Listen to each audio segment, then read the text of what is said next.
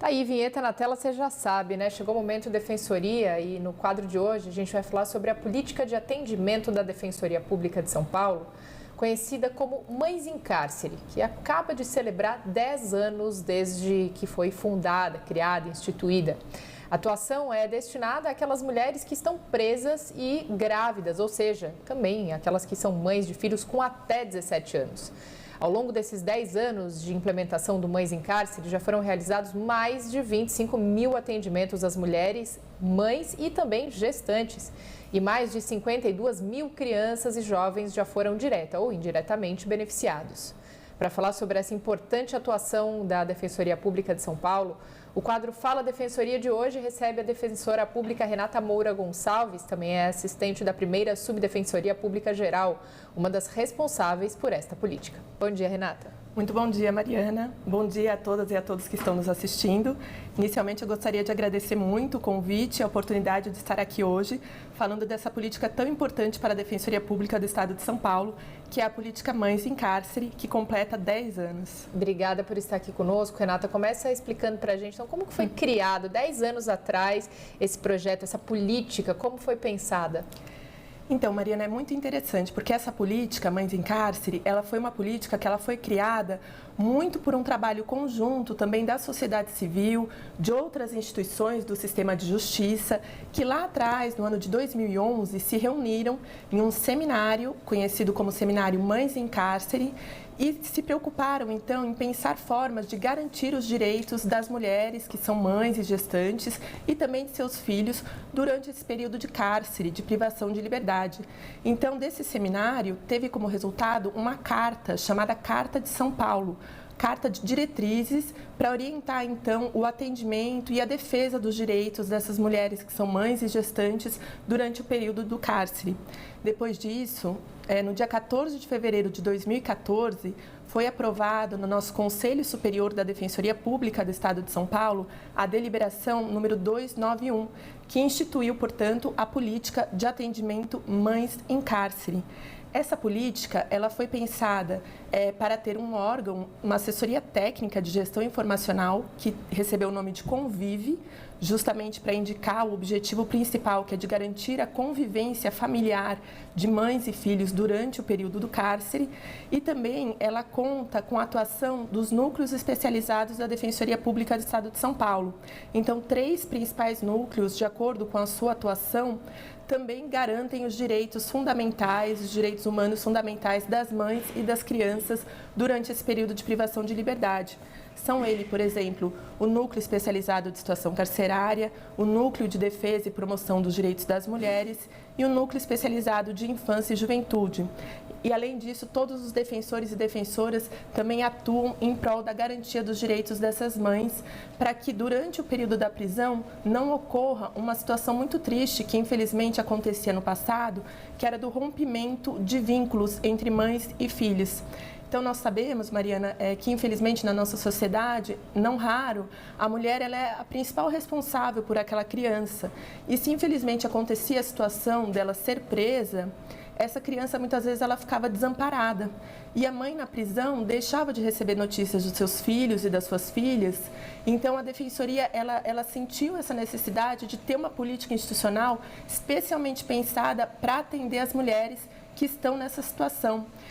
Porque no passado, as mulheres, quando elas cumpriam a sua pena e voltavam à liberdade, elas percebiam que, infelizmente, tinha ocorrido um rompimento de vínculos, essa criança tinha sido encaminhada para uma família substituta, e tanto pela nossa Constituição Federal quanto pelo Estatuto da Criança e do Adolescente, hoje há o reconhecimento de que o melhor para o desenvolvimento da criança, para o desenvolvimento sadio da criança, é que ela permaneça no seio da sua família natural.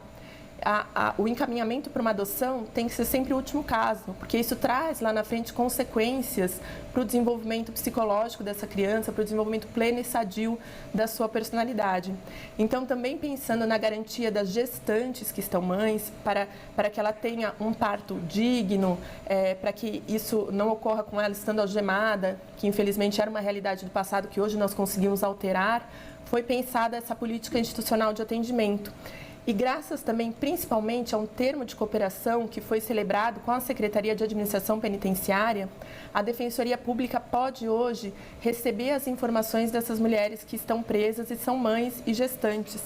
Então, no momento do ingresso dessa mulher na unidade prisional, ela vai poder preencher um formulário solicitando, assim, a atuação da Defensoria Pública em diversas searas para fazer um atendimento completo dessa mulher para garantir os direitos tanto da mãe quanto dos filhos no momento dessa situação de cárcere e de prisão.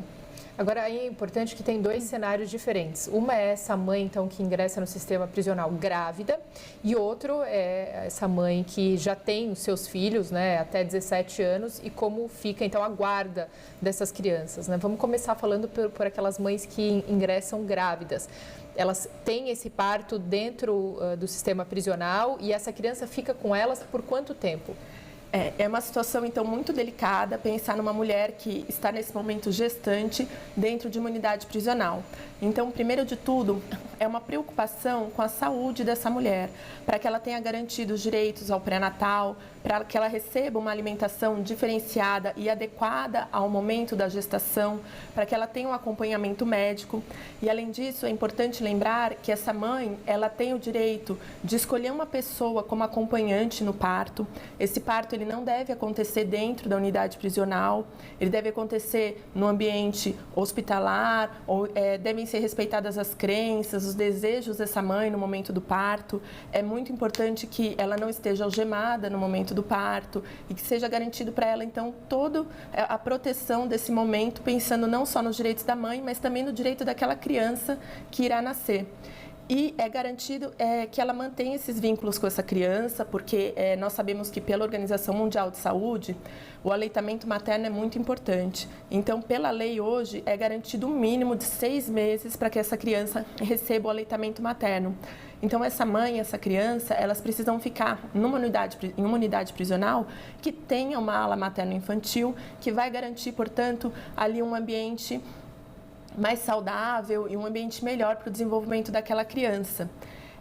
E essa situação da gestante, da lactante, ela é uma situação, assim, extremamente sensível, como eu disse, pensando principalmente também nos direitos das crianças, que foram reconhecidos pela lei da primeira infância. Esses primeiros anos da criança, eles são muito importantes.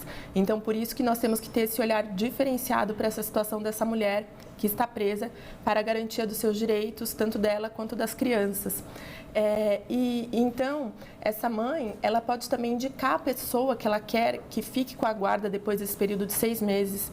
E se ela não tiver uma família extensa para indicar, para ficar com a guarda dessa criança, nós podemos, por exemplo, fazer um pedido de um período a mais, de uma extensão desse período de amamentação, para que ela permaneça mais tempo com essa criança e evite, por exemplo, que ela vá para uma instituição de acolhimento, que nós sabemos que não é um ambiente adequado para o desenvolvimento pleno e sadio de uma criança.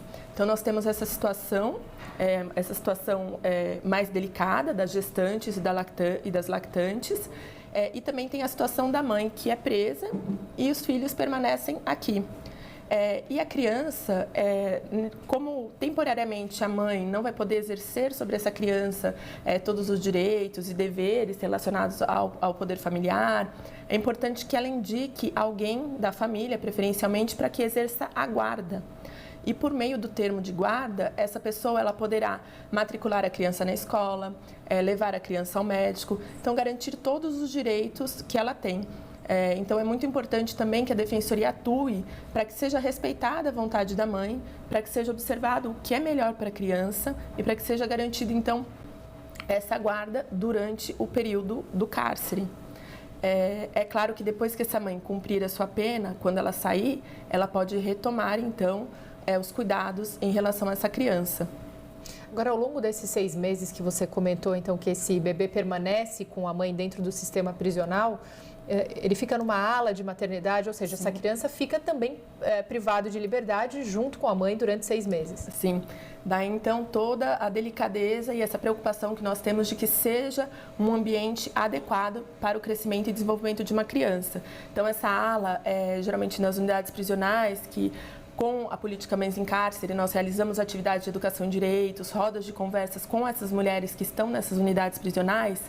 Nós podemos visitar algumas dessas alas materno-infantil, são alas separadas das demais presas. As mulheres ali, elas não ficam algemadas, as celas não são fechadas, tentam reproduzir ali minimamente um ambiente de um quarto, com um espaço ali para a criança brincar, se desenvolver. Mas é claro que, infelizmente, é uma situação totalmente inadequada, que é uma situação de cárcere. Então, nós temos que pensar em como ponderar esses dois aspectos. Garantir a convivência familiar e comunitária, mas também sabendo que ali não é um ambiente propício para o desenvolvimento de uma criança.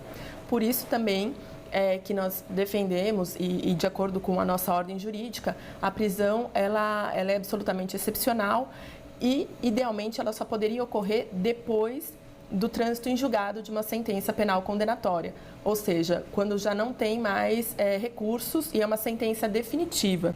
Porque se não for uma hipótese de sentença definitiva, até reconhecendo toda a peculiaridade dessa situação da mãe, da gestante, da lactante, idealmente, preferencialmente, de acordo com a lei, ela tem que cumprir uma prisão domiciliar, por exemplo.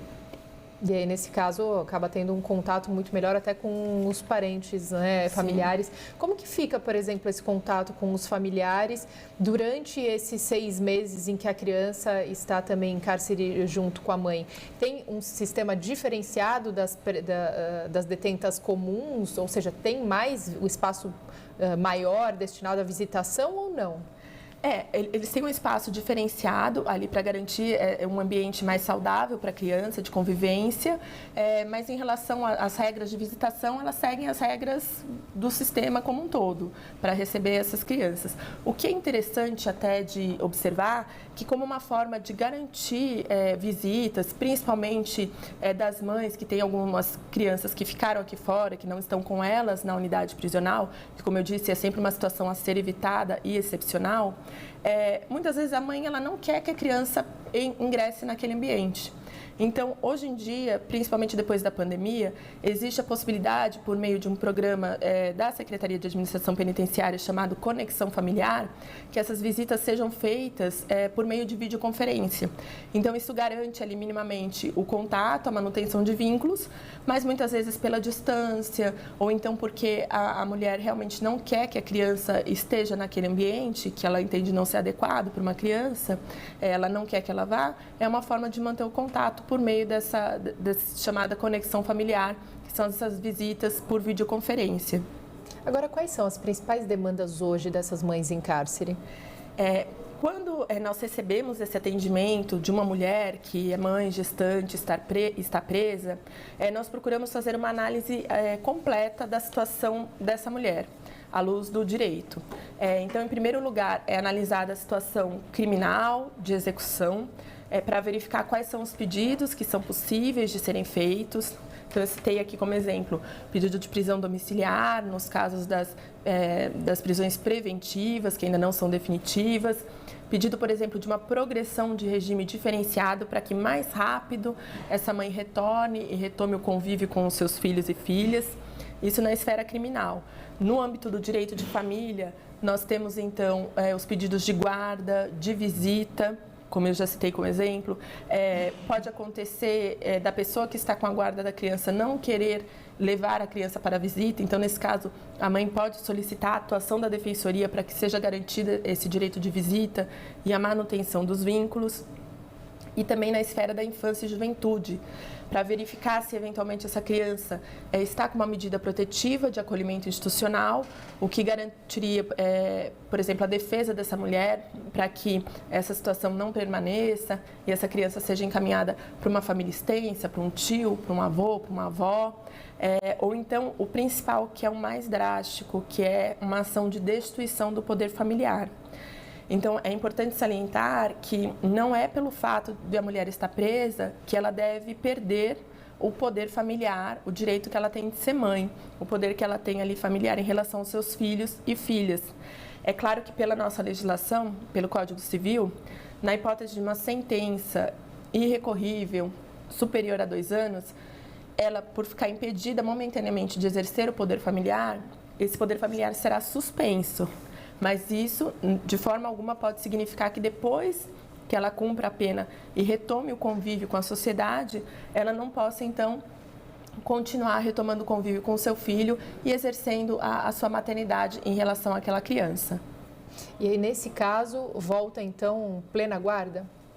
Sim, depois que ela retoma esse convívio estabelecida, ela pode procurar a Defensoria Pública para ingressar com uma ação de modificação de guarda para retomar, então, a guarda e a responsabilidade em relação aos seus filhos e filhas. Renata, vamos lembrar, então, para quem nos acompanha, quais são os canais da Defensoria? Tá bom. Para quem deseja, então, o atendimento da Defensoria Pública do Estado de São Paulo, é possível entrar no nosso site www.defensoria.sp.def.br ou então buscar o atendimento pelo nosso 0800 773 4340, porque hoje a Defensoria ela atua tanto de portas abertas nas suas unidades e aqui também sempre lembrando que tem um posto de atendimento da Defensoria Pública na Alesp, ou então buscar o agendamento para um atendimento remoto, por WhatsApp e pelo computador mesmo, pela internet. Maravilha, a gente agradece demais aí todos os esclarecimentos e a participação no Estúdio Alesp de hoje de Renata Moura Gonçalves, defensora pública. Obrigada, Renata. Muito obrigada, Mariana.